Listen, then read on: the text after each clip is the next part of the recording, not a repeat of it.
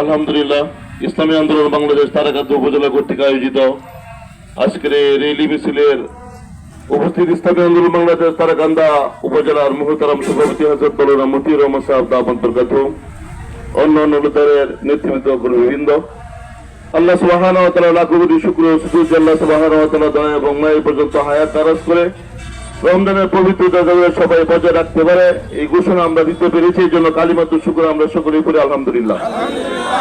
সর্বপ্রথম ইসলামী আন্দোলন বাংলাদেশ তারাকান্দা উপজেলার পক্ষ থেকে আপনাদের শুকরিয়া জ্ঞাপন করছি যে আপনারা দূর দূরান্ত থেকে কষ্টকে স্বীকার করে আমাদের রিলি সার্থক করেছেন।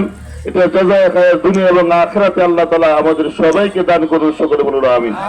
মুহতারাম হাজিরিন, রমজানের মূল উদ্দেশ্য হলো তাকওয়া অর্জন করা।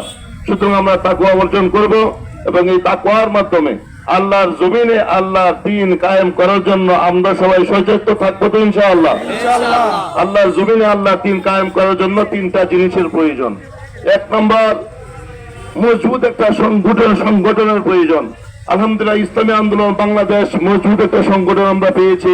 দ্বিতীয় নম্বর প্রয়োজন, যোগ্য একজন নেতা। যোগ্য নেতা পাইছি কিনা ভাই? সুতরাং যোগ্য নেতা আমরা পেয়েছি। তিন নম্বর কাজ হলো জানবাজ কিছু মুজাহিদ, জানবাজ কিছু কর্মীর দরকার। যোগ্য নেতাও পেয়েছি, যোগ্য সংগঠনও পেয়েছি। আমরা যদি জানবাজ কর্মী হয়ে যাই তাহলে আল্লাহর জমিনে আল্লাহর দ্বীন কায়েম করা সম্ভব। সুতরাং ইসলামী আন্দোলনের পক্ষ থেকে আপনাদেরকে দাওয়াত দিচ্ছি, তাকওয়া অর্জন করে আল্লাহর জমিনে আল্লাহর বিধান চলবে, সৃষ্টি যার, আইন চলবে তার। সেটার জন্য আমরা সবাই জান এবং মান নিয়ে মেহনত করতে রাজি আছি তো ইনশাআল্লাহ। আল্লাহ আমাদের সবাইকে তৌফিক দান করুন। ওয়া আখিরু আলহামদুলিল্লাহ।